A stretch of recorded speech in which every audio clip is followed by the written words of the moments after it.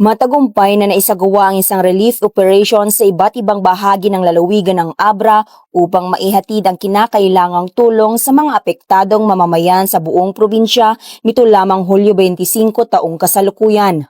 Pinangunahan ni Police Major Bede A. Dakiwas, Officer in Charge ng Abra Police Provincial Office, ang mga inisyatiba ng kapulisan sa pagtugon sa pangangailangan ng mga kababayan nating nasalanta ng bagyo sa iba't ibang bahagi ng probinsya, katuwang ang DSWD, SWAD Abra, BFP, MSWD, MDRRMC, mga volunteer groups at lokal na pamahalaan.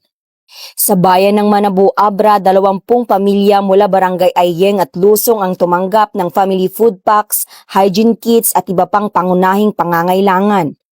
Sa Bangged naman, katuwang ang 154th Maneuver Company, RMF B-15 at mga PNP SAF personnel, isinagawa ang paghahanda at paghahatid ng relief goods sa DSWD Satellite Warehouse.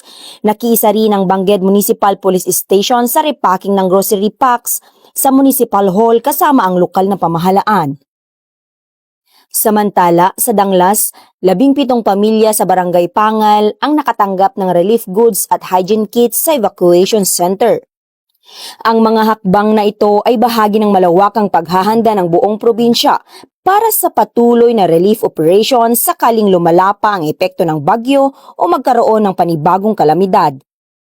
Ang mabilis na pagtugon ng kapulisan at pamahalaan sa buong lalawigan ng Abra ay patunay ng tunay na diwa ng bayanihan at malasakit.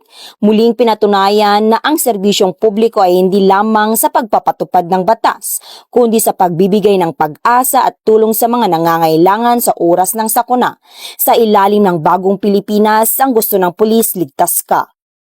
Mula dito sa Bangged, Abra, ako ang inyong PNN correspondent, Patrolwoman Maria Ella Garcia, alagad ng batas, tagataguyod ng Balitang Pulis.